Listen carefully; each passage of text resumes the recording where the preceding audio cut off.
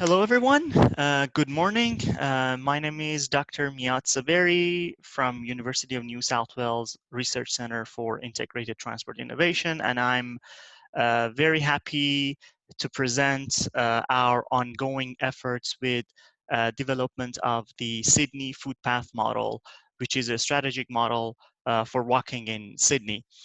We've been developing this model for about a year or so with the help of one of my PhD students, Tanapan, and a few master's students. I'm very proud of what we've achieved so far. I think many of you will appreciate the work that has been done so far, and I hope at the end of this session I can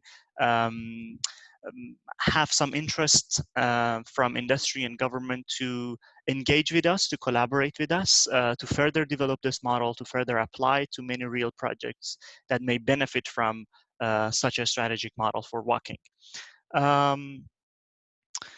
So let me start with the problem. I think if you're from Australia and you're watching this webinar, you are probably familiar with some of the issues we have around pedestrian congestion in many of our major cities. Once in a while, there is a article published in public media pointing into some of those problems related to pedestrian congestion. We have at some certain times of the day, at some certain locations in many of our major cities, we have overcrowded footpaths with long waiting times if they want to cross the streets. And because of the overcrowded footpath, there's also some issue. There are all sort of issues around pedestrian safety as well. In addition to all the problems with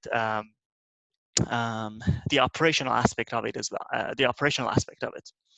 So the good thing about the condition now, the good thing about New South Wales is we already have a number of strategic documents around walking.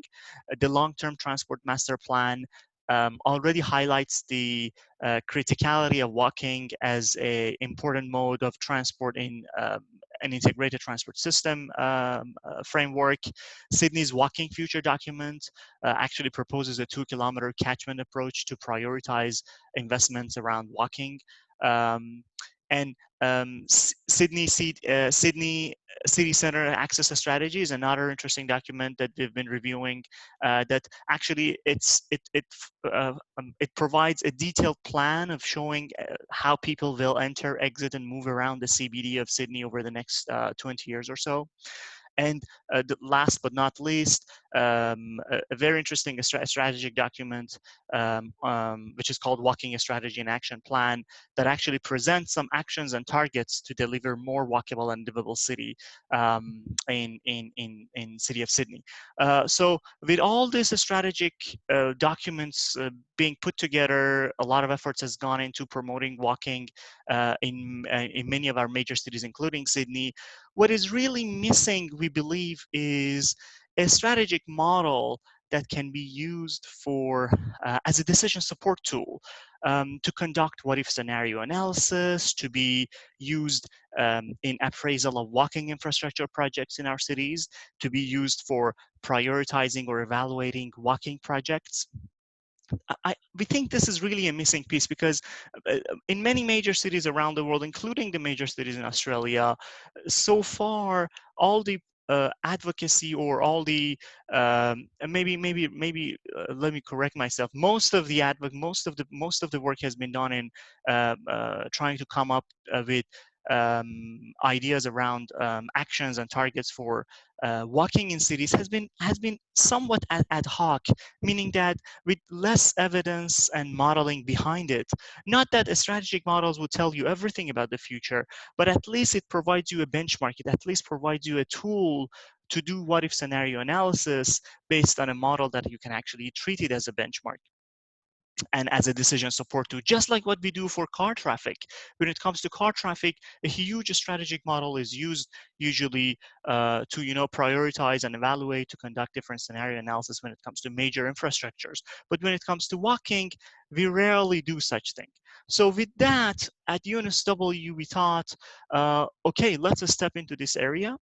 And one thing we found, and I want to highlight here, is one reason that is a missing piece is because we believe there's no commercial software out in practice that can actually provide the capability for government and industry to actually do a strategic modeling around walking. And again, that's another thing that motivated us to come in and step in and maybe actually build a software that can actually do this. And that's what we're working on. And I'm going to present some of the developments with that as well. So with that background, some of the questions that a strategic model like what I will present shortly can answer is, the model can actually answer a range of different planning and policy questions, including questions like what is the impact of a new commercial or residential or an infrastructure development on footpath crowding, how much it affects the foot traffic on different sidewalks in the city, or what is the, or maybe even from a more operational perspective, what is the impact of partial or complete closure on footpath crowding, whether the closure comes from a construction zone like you see in the picture, or coming from a cafe or restaurant blocking the half of a sidewalk, for example. The model can be used to answer where and when to open or close footpaths. Or maybe better to say where and when we should open up the footpath at certain times of the day or certain locations of the city. But how the model works, let me get into the details of how the model works. It becomes a little bit technical from now on, but I'll try to still keep the balance between high level and technical. So for the audience who would like to hear the both aspects of what we've been doing. So the model that we've been developing follows the traditional 4-step approach, but complemented with more advanced activity-based modeling techniques, and it is backed up with some smartphone-based technology, smartphone-based walking behavioral data that we've been collecting from Sydney. The model, as I said, is developed at UNSW Research Centre for Integrated Transport Innovation, and we believe it really provides a unique capability for a strategic planning of walking infrastructure. Let's move on to the model components. What components our model really have? We start, as I said, it follows the traditional 4-step approach, which we start with a walking trip generation model, where a lot of interesting data that feeds that model, like population data, land use data, Opal card tap on, tap off data, credit card data, transaction data, floor area data, and employment data, feeds the trip generation model to actually tell us how many walking trips are we expecting to see in any zone in the city. Then the trip generation model leads to a walking destination choice, which tries to estimate, now that we know how many trips are get generated, either produced or attracted, how these trips are going to get distributed in the city or in the study area. And next is the route choice. Now that we know, now that we have an estimation of the origin destination of the walking trips in our city, how these trips will be distributed among different existing paths and routes going from A to B. And in that route choice model, a number of other data sources come into play. Footpath network data, which could include widths, capacity, signal timing at intersections, obstacle, public transport stops and stations, slope, vegetation, noise, all come in. And another major input data to the route choice model is the origin destination of the walking trips. And with that framework, we can have footpath traffic at the end, including the volume on each footpath, the travel times, path travel times, link travel times, etc. And as I said before, it follows as you can see here, it follows the 4-step traditional approach. For the trip generation model, what we've done so far is we've adopted City of London's model. I'll talk about that a little bit more in a minute or two. For destination choice, we've taken two approaches.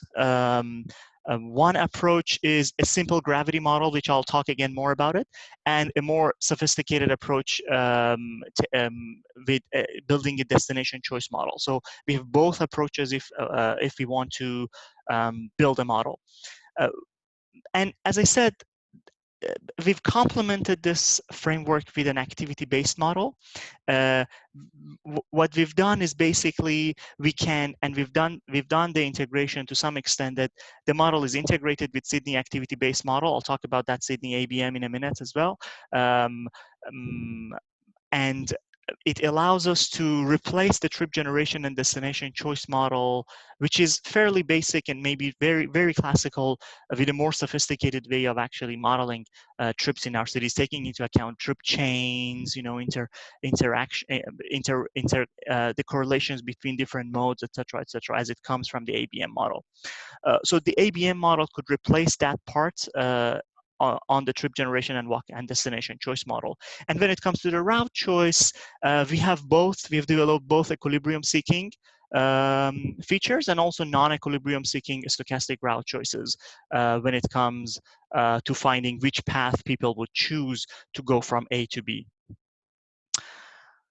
But one of the first things that goes into the model is the footpath network. But unfortunately, we were not able to find a very detailed footpath network of Sydney CBD when we wanted to start building this model. So we had to come up with an idea of, let's generate the footpath network ourselves. Let's come up with a method that could actually be applied to other cities in addition to what we're doing for Sydney. And we've developed an algorithm. It's a very simple algorithm that builds on the road network from OpenStreetMap. So we take the road network from OpenStreetMap. We assume, which is probably a reasonable assumption for CBD areas, that on two sides of the street we have a footpath, we have crossings at the intersections. So far we've assumed a fixed width for each of the footpath, but that could be updated with more information if we can get that. So footpaths can have different widths, different effective capacity at different locations, and at the center of each block, we've put a centroid with connectors connecting the centroid to the links. And if now I remove the road network out of the equation, this is our footpath network that we've managed to come up automatically from OpenStreetMap. As I said, there's a lot of limitations with this approach, and that is based on the non-availability of a lot of information about our footpath network. There is an alternative method that we're looking at. We haven't done much yet on this part.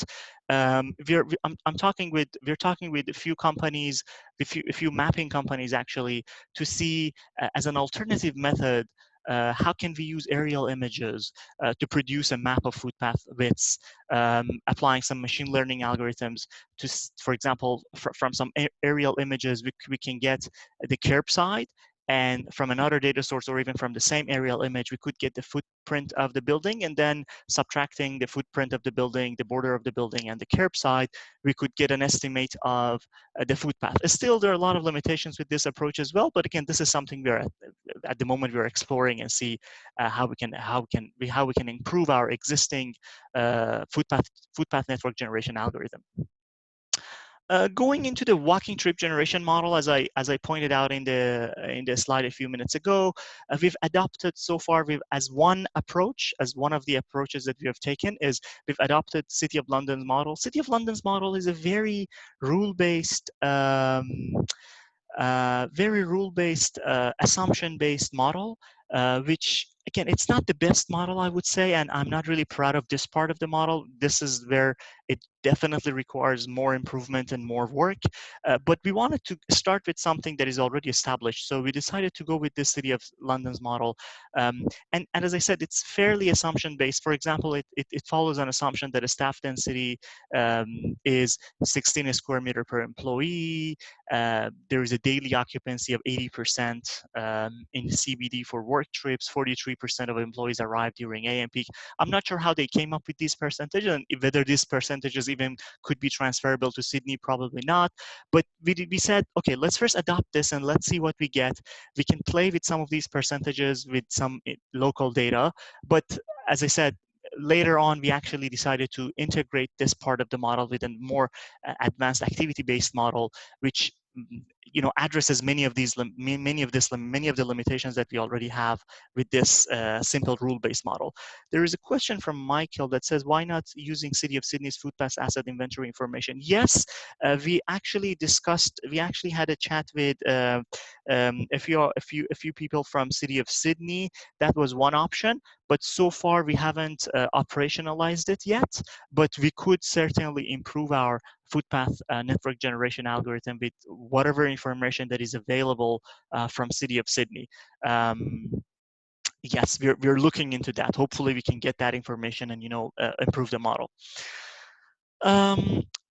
So when it comes to that trip generation model, we've used Nexus data. I'm not sure how many of you are familiar with Nexus data. Nexus is the National Exposure Information System, which actually provides at the statistical area level one, some aggregated information about the floor areas of all building types and all the stories in a square meter. So that's one of the basic information that goes into the model, that based on the floor area, the commercial floor area, the residential floor area, we could have some estimates of how many walking trips are going to get attracted or generated at any of these SA1 levels. But it is only at the SA1 level. But as you saw in a few slides before, we had our walking zone as at the block level. So it's fairly small, it's a block level. So what we needed to do was we needed to assign the trips from the SA1 level to the block level at the city.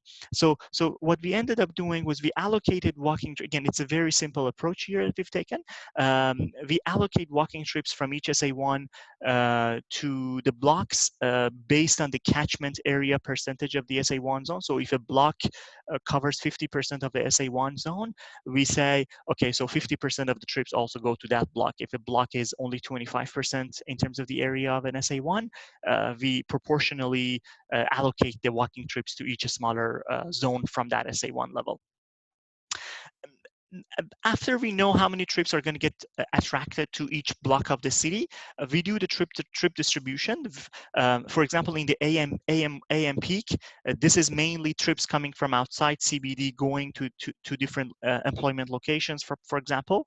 So we applied an attraction constraint gravity model. If it is an afternoon peak period, it would be a generation constraint gravity model because a lot of trips are going to come out of CBD. So for the morning peak, we've done an attraction constraint gravity model, and what we've done was to understand where the trips are coming from, acknowledging that a lot of trips are coming from public transports, people getting off trains and buses to go to work or for many different purposes. Our production nodes actually have a non-uniform weight based on the number of Opal card tap-offs. And that's where we use Opal card data. We looked at how many people tap off at different locations of the CBD area. And based on that, if there is a location where there's a lot of tap-offs, that actually means there are a lot of people are coming, they're alighting the public transport, and they're going to walk from that public transport station or bus stop to their final destination. So those become a more, those will have a higher weight when it comes to the trip distribution model. Again, as I said in the beginning, this is fairly classical, like doing the trip generation and trip distribution model, fairly classical approach. But what we've done, and I'm really proud of this work that we're doing, is we've integrated this first two parts of the model with the Sydney activity-based model. The good thing about Sydney activity-based model is because we can distinguish between access and egress walking trips to and from public transport and walking as the main mode trips. At the moment, when it comes to our trip generation and distribution model, we can't really distinguish between these two kind of trips. But when we use the Sydney activity-based model, we can actually distinguish between access and egress walking trips to public transport and walking as a main mode. And as a note here, the Sydney ABM model that we're using is also developed at UNSW rCITI. One of my close colleagues, Associate Professor Taha Rashidi, has been behind this, and he has kindly helped us with the integration of our walking model with with his Sydney ABM model. There are a few more comments in the chat box. If I get to it, could or should your aerial mapping algorithms include human-made desired path?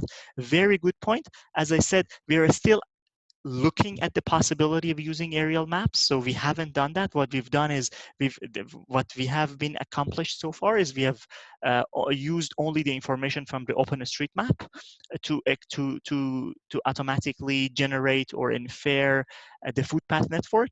But you're correct. There are a lot of limitations, even with the OpenStreetMap approach that we've taken. For example, shortcut walking paths, we weren't be able to catch it. Like if somebody goes through an arcade, we wouldn't be able to map that from OpenStreetMap, or probably that couldn't be mapped also from aerial images. So as Michael suggested, maybe City of Sydney's footpath asset inventory information may have some information around that. And again, some of these very small, tiny details of the walking network itself, I think it requires a lot of manual inspection and manual tuning in things, because many of the desired path other than the existing physical paths, if we really want to take them into account, we really need to know where they are and put them in place manually, because I'm not sure if there's any systematic data that has been collected around those aspects. There's another question from Michael: was estimated residential population available at the census level? Yes, the residential population is available at the mesh block, but because we needed that floor area as well. So the floor area, the floor area information that we get is from that Nexus data that I showed you. There's an alternative data that we could use. I know City of Sydney and also City of Melbourne collects very detailed land use data. That's an alternative data set that could be used to go smaller than the SA1 level, and maybe remove the requirement to actually assign going from an SA1 to a smaller block level. But yes, there are all sort of other data sets that could be also brought into the game. So moving on from the ABM model, at this stage, we've done some preliminary validation. We wanted to make sure the number of trips that our model generates, either from the ABM or from our trip generation and distribution model, kind of reasonably matches some of the estimates of the walking trips that the strategic documents from City of Sydney and Transport New South Wales provide. So if you look at the Sydney City Centre Access Strategy published in 2013, they estimate that in the morning peak, Sydney actually accommodates for about 145,000 public transport trips and 11,000 walking trips. And all of those 145,000 public transport trips will end up walking, right, from the public transport stop to their final destination. So overall, they could form the total number of walking trips in the CBD. And because our study area, from what you can see in the picture here, our study area so far is only about 22.5% of the total Sydney CBD. It doesn't cover the entire CBD. It's only on the west side of the Hyde Park, sort of, where it covers some parts of the Pitt Street and Georgia Street and Market Street, but it doesn't cover the entire Sydney CBD yet. So based on that, if you just assume, like doing some really simple back of envelope calculation, if you just assume the same proportion holds for the number of walking trips in a uniform proportional trips across the Sydney CBD, we can come up with that maybe a good estimate from the Sydney City Centre Access Strategy document is about 35,000 trips are attracted to that study area. So, and when we did our calculation with our trip generation model and distribution, and also the ABM, the number of trips actually are reasonably close to these 35,000 walking trips in that 22% of the Sydney CBD area. I'll show you more results on the validation later. But again, please bear in mind that this is an ongoing development.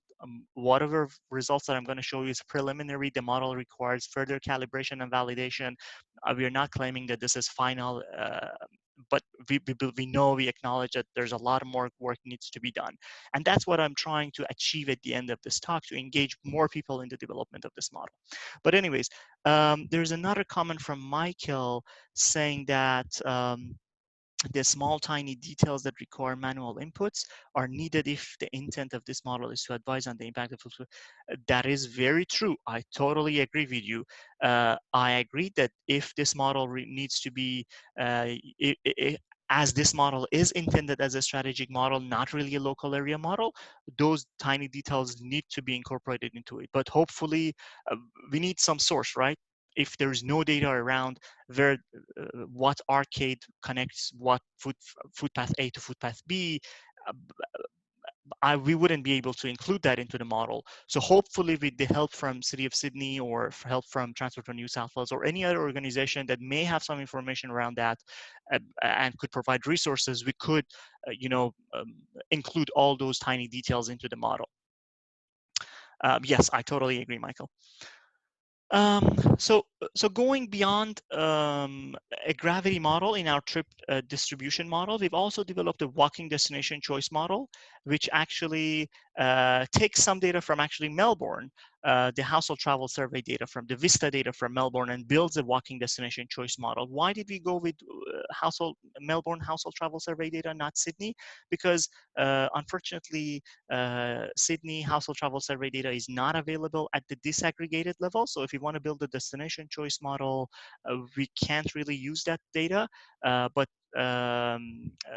data from Melbourne is actually available at the disaggregate level, so we were able. And again, I think it's very reasonable to assume if a walking destination choice model could be transferable from Melbourne to Sydney to some extent, but there are questions around that as well. But anyways, so we've used some data from Melbourne household travel survey data to build that destination choice model.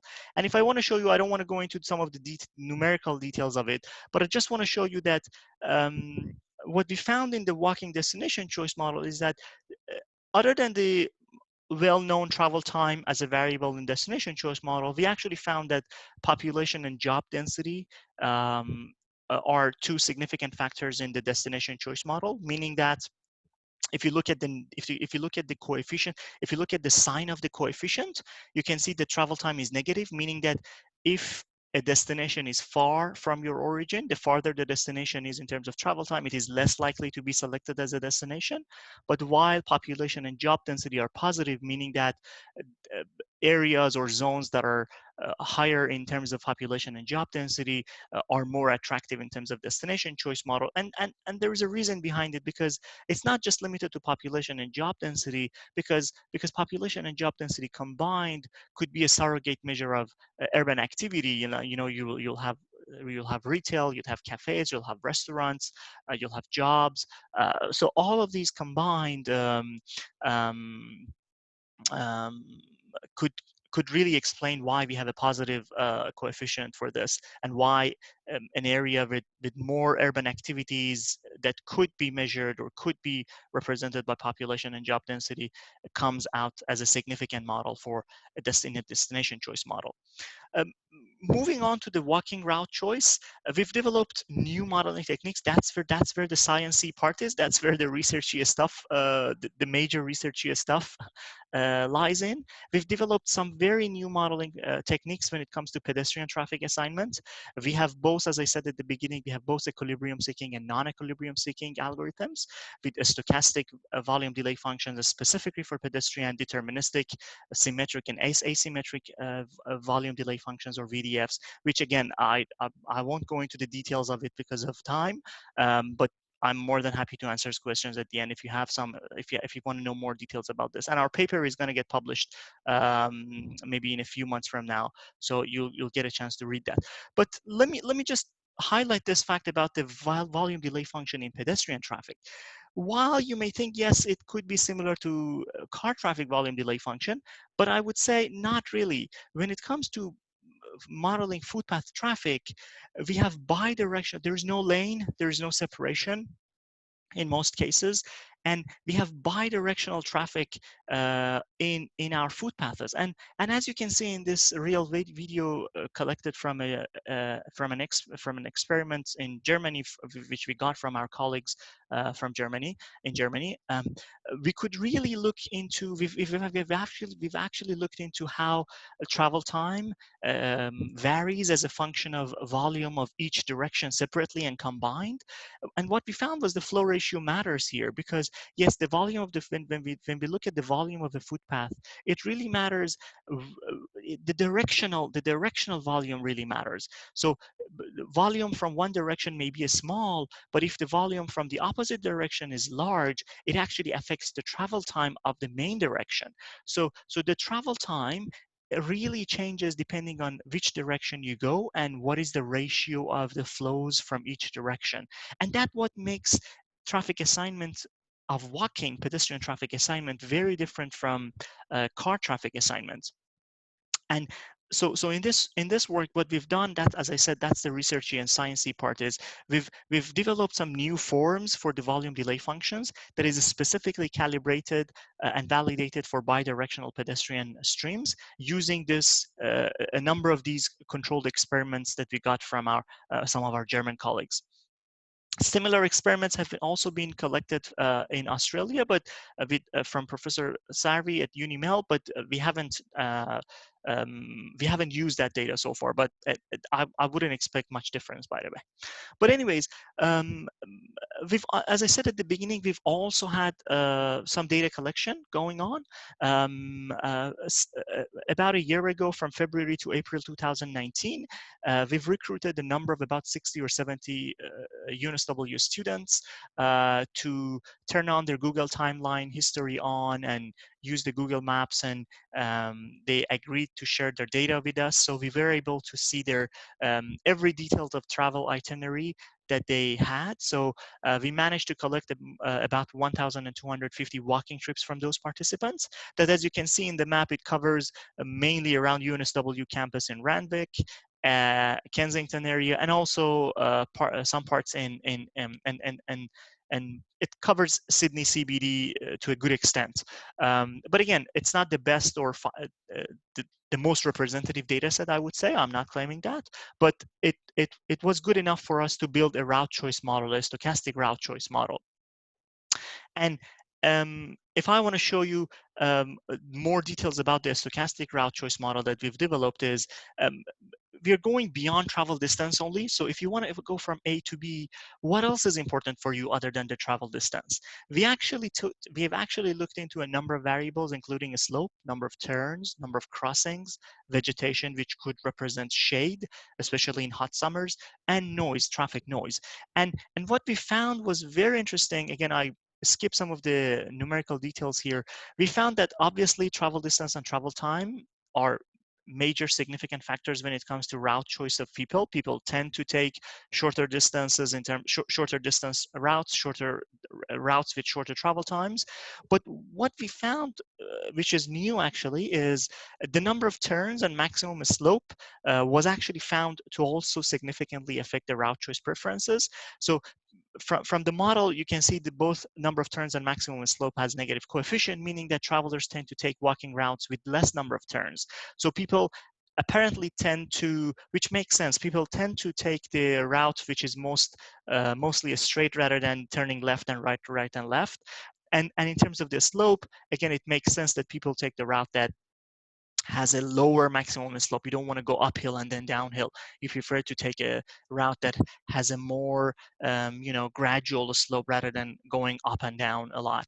So these are the things that we've actually found, and we've already incorporated into the stochastic route choice model in our framework. So let's move on to the model outcomes. I think we still have time, so that's good. So when it comes to, so this is an example of the model outcome. So this is the result from the 1 hour in the morning peak.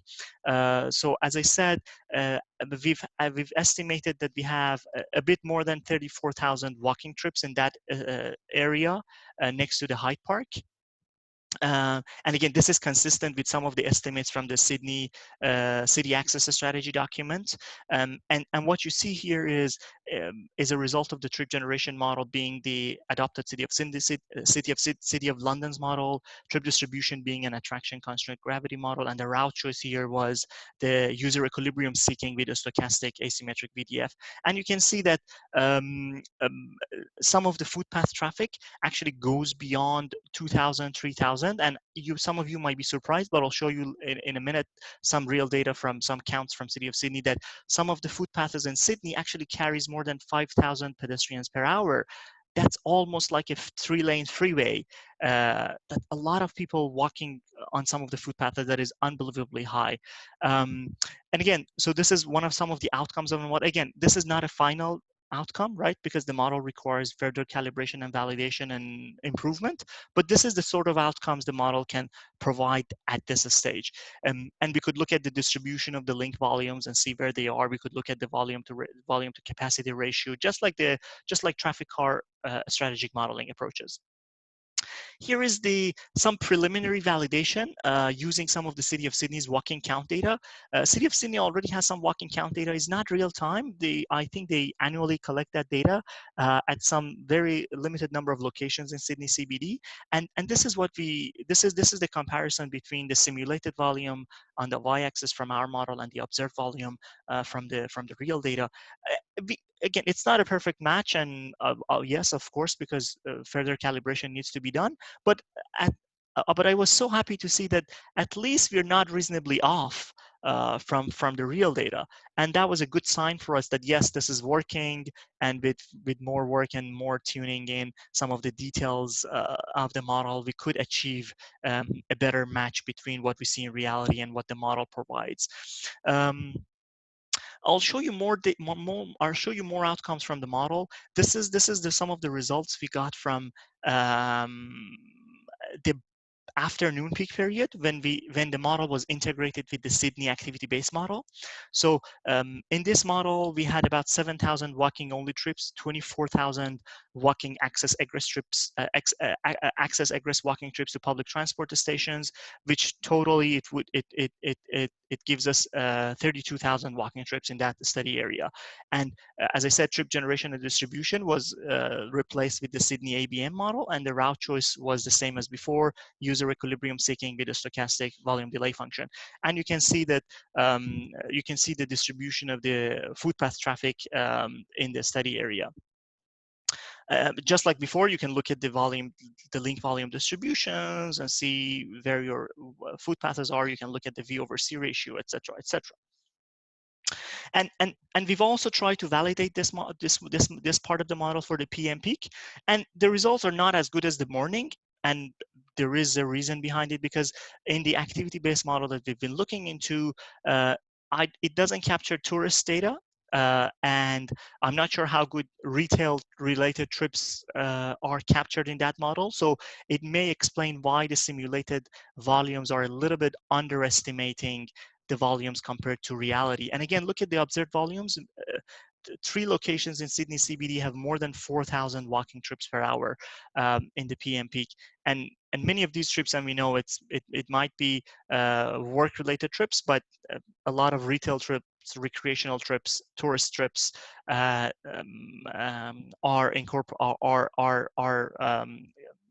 behind some of the numbers we see in this graph. But again, this shows at least to us that yes, there is potential, but definitely more work needs to be done in the calibration and validation part of the model. There is a question, do you think it could be further developed for the lunchtime food? Yes, that's true. We could do that, but again, that lunchtime footpath traffic, it's probably a bit more complicated to model. Because I'm not sure there is any evidence or data around how people choose where they go, how people choose their lunch location. So if we collect some data around that where people go, how far they go if they want to get some lunch, you know, we would be able to do a better job capturing some of those very interesting trips that is usually overlooked in transport modeling. Could you clarify, there's a question from Cameron, could you clarify how the trip generation occurs for different purposes? For the City of London model, yes, the trip generation model, the adopted City of London's model is fairly focused on the work trips only. And that's why I said we later on replaced it with the Sydney activity-based model. In the Sydney ABM model, we have commuting trips, we have recreational trips, we have education trips. The only trip purpose that is not captured, we also have retail trips. The only purpose that is not captured in the Sydney ABM model is the tourism-related trips.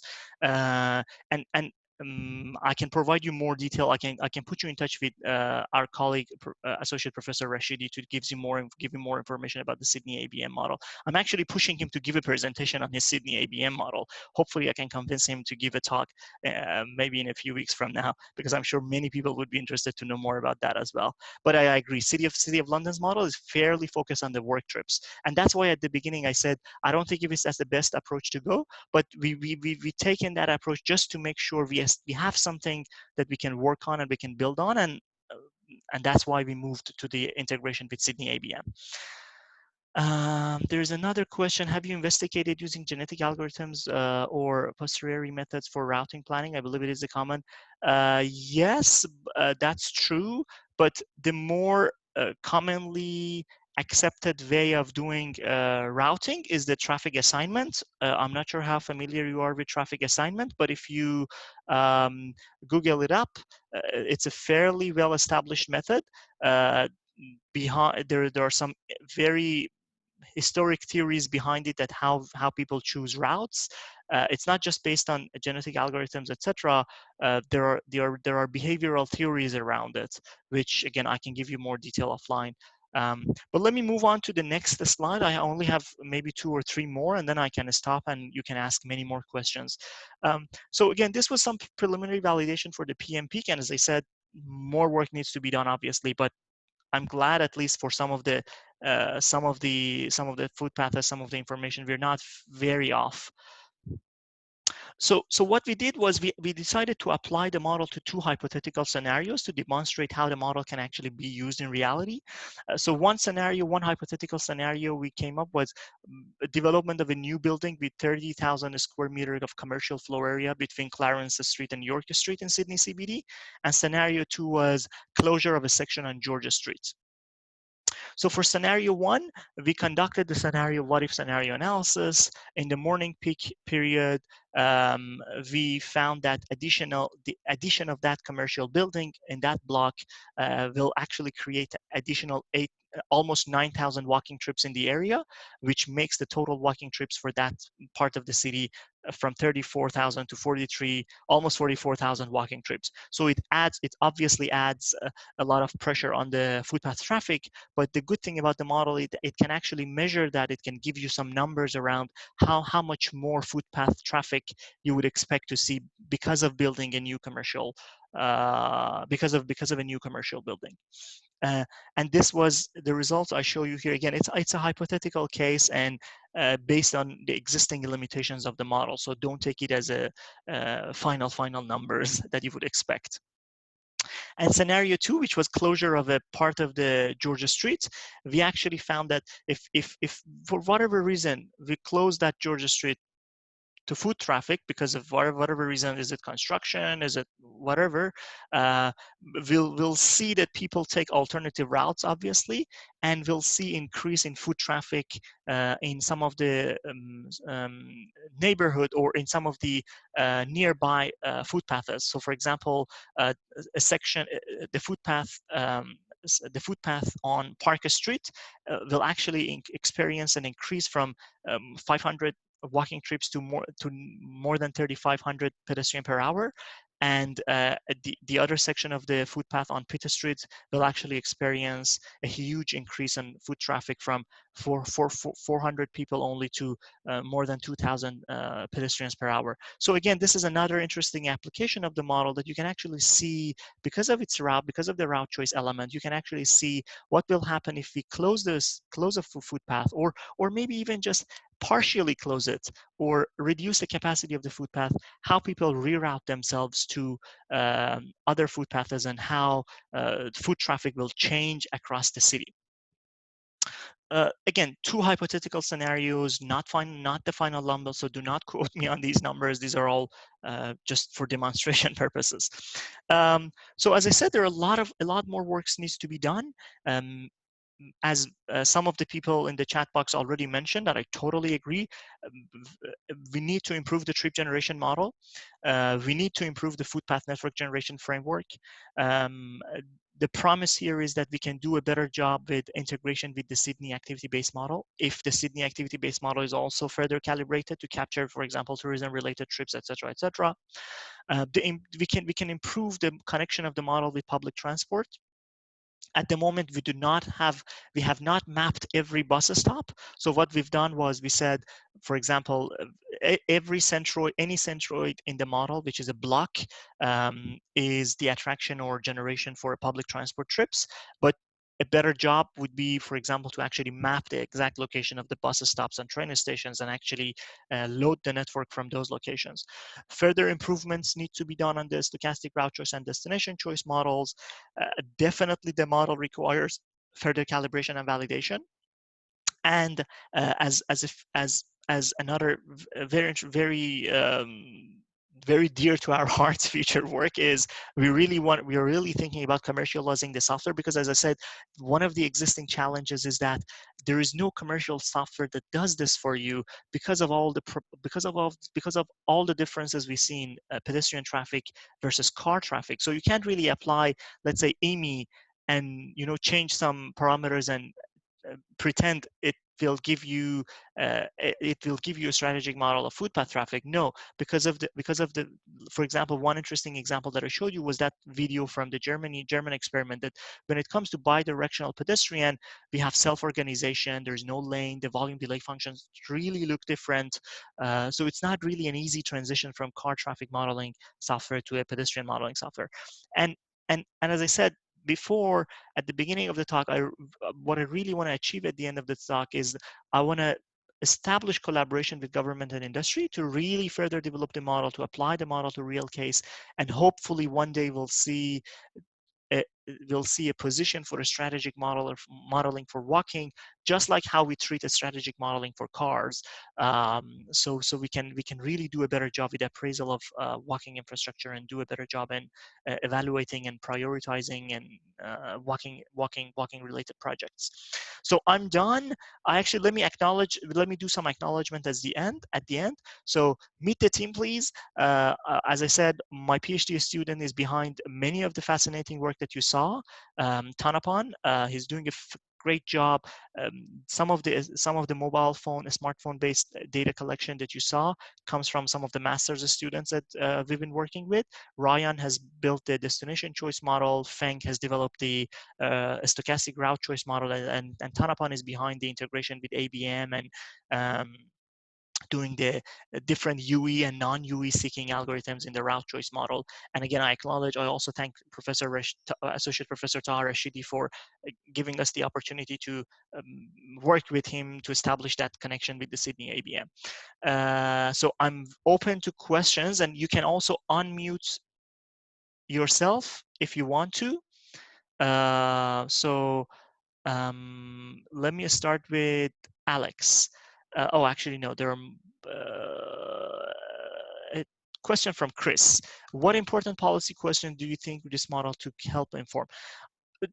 There are a range of questions, Chris, that could be answered. Just like the hypothetical scenarios that I showed you, what I really want, and I think this model, maybe an improved version of this model can help, is finding out how much, whatever we do in like the study area or Sydney CBD or any other city that have a similar model, new residential developments, new commercial developments, and footpath widening, or even when we give out space, I don't know how cities deal with this, but when we give a space to cafes and restaurants to block half of the sidewalk, half of the footpath, I really want this model to inform planners and policymakers that how much foot traffic will get affected by such plans and new developments. You can treat it as, again, as I said, a good example is what we do in terms of strategic modeling of car traffic. Just take all of that application to a footpath traffic modeling, and I think there is really a potential for that. A question from Alex: could these scenarios and your sample data be modeled in visualization simulators? The outcome of the model, yes, why not? I mean, because at the end, it's only a visualization question here, Alex. What we do is we have link volumes and link, let's say, travel times, and it can be visualized in any environment and simulator. So yeah, potentially yes. There's a question from Lachlan. Sure, you're welcome. I noticed that you used noise in the trip distribution model. I'd be interested in how sensitive pedestrian route choice is to the noise. So far, what we have found was it was not significant. So we did not find a significant impact from traffic noise to pedestrian route choice. But that doesn't mean it really is not. It might be because the data we had was not capturing a lot of people that cares about the route. So far, with whatever data we've collected, we found that no, noise was not found to be a significant parameter. And again, as I said, two reasons: maybe the non-representativeness, maybe the sample size is not really representative of the population, or maybe the kind of noise proxy that we used was not good enough. And what noise data we use? We actually converted road traffic plus the location of the buildings and how noise propagates around city to get the decibel of this noise, and then we incorporated that into the model. But yeah, I mean, if people wants to, maybe some people really want to avoid construction sites because of the noise, but mainly, I mean, construction is another probably animal here, which really needs to, to be looked in further, that how really people behave when it comes to footpaths with construction. Is it because of their safety fears, because of noise? Some of those we haven't captured. The stochastic model includes time, distance, turn, and slope. Do you look into other parameters? Yes, we looked at number of crossings. We looked at other measures of the slope, noise, vegetation, and what at the end turned out to be significant in the model was the time, distance, turns, and maximum slope. But yes, we had a few other parameters that as I just said and I showed in the slide. Another question from Santiago: which language is used to write the algorithm? All is written in Python, and we are thinking about commercializing the software, maybe through a QGIS plugin that will be available for free, but then to conduct the backend calculations, to do the route choice, etc.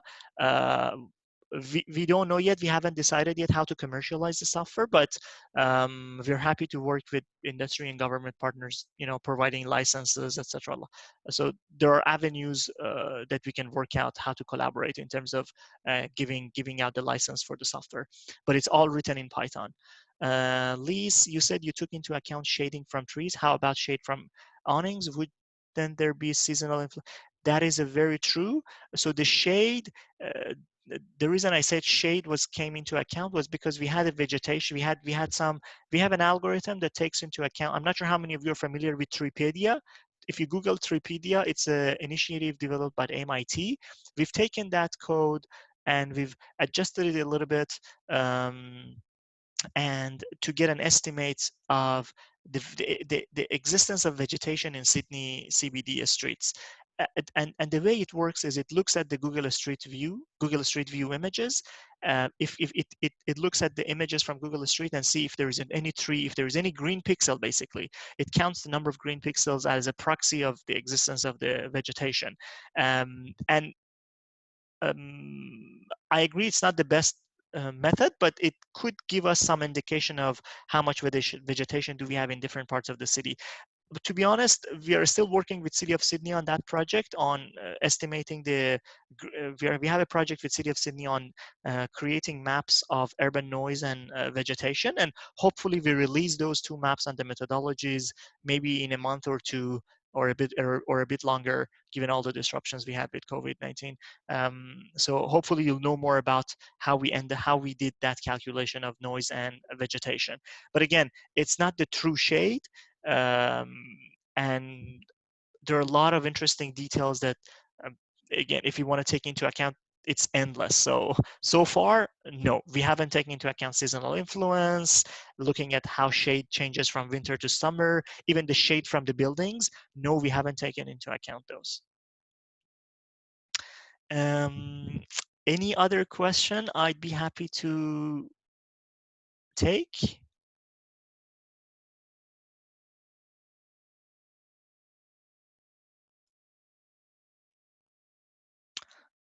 Feel free to unmute yourself if you want to jump in and ask a question.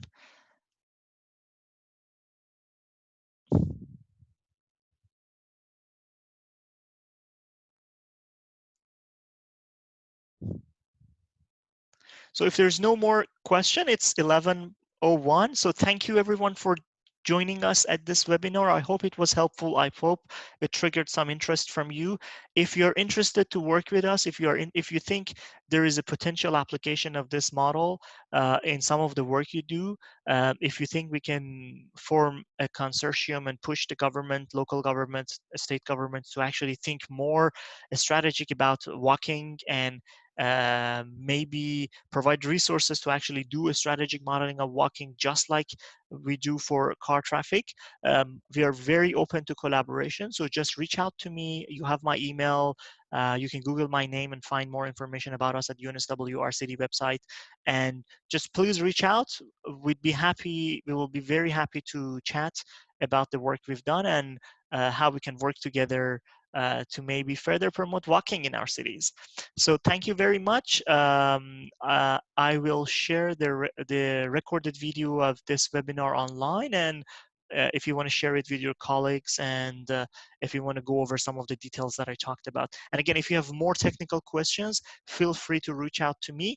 I'd be more than happy to answer the more technical questions you have, if there is any. Thank you very much, everybody. Um, I wish you a very happy time for the rest of the day. And I'll see you in another webinar maybe. Bye for now.